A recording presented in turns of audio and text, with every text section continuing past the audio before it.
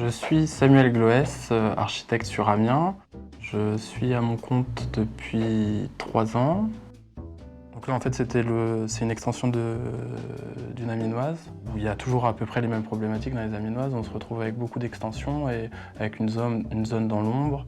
Là, on a clairement construit le séjour entre une cour végétalisée et un jardin. Donc on a vraiment fait un cocon pour la famille et développé une sorte de lanterneau pour venir éclairer l'intérieur du bâtiment. La demande du client, c'était de construire une cuisine et une salle à manger qui profitaient du paysage de la propriété. En fait, la maison, elle est inscrite, je pense que c'était une ancienne ferme d'une abbaye ou d'un couvent qui est inscrite sur un terrain avec une butte, un bois, un parc. Donc c'est quelque chose d'assez beau et atypique. Donc du coup, on a développé une extension qui s'inscrit comme un mur, mais un mur qui oriente. Donc ça fait c'est une sorte de V qui oriente les vues vers la butte, qui oriente des vues à l'ouest et qui fait un axe sur le parc. Et donc du coup, à travers cette construction, l'habitant, quand il est dans sa salle à manger ou sa cuisine, il peut jouir des différentes caractéristiques du lieu et du coup, pas en prendre conscience, mais vivre pleinement le lieu dans lequel il habite. On a été lauréat de l'appel à projet La Vallée Idéale à Amiens. Et ce projet a été choisi parce que c'est un peu l'avenir d'Amiens. Nous, on est jeunes et puis on aspire à participer à la construction de la vie des gens, mais aussi à des échelles plus larges.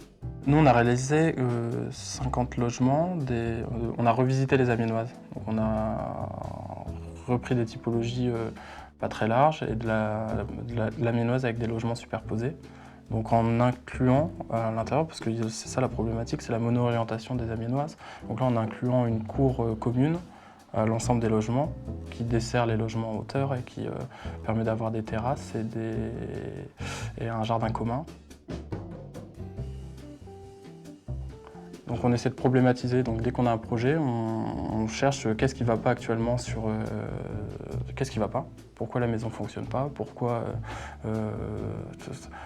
qu'est-ce qu'on pourrait régler urbanement avec notre projet, et faire en sorte que le projet ce soit non pas une réponse claire à la demande, enfin c'est une réponse claire, une réponse à la demande, mais aller bien au-delà de la demande en fait. C'est ramener une plus-value, et que le projet soit vraiment une plus-value, qui n'est pas négligeable en fait. Et que au final on avait un prof à Saint-Luc, ça doit être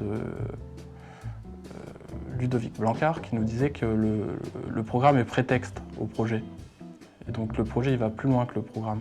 Bien entendu on y répond, mais on essaie de ramener cette plus-value, qui est une réponse à des recherches historiques, à des recherches sur le lieu, à des recherches sur les gens, comment ils vivent vraiment. Donc aller au-delà au-delà des attentes.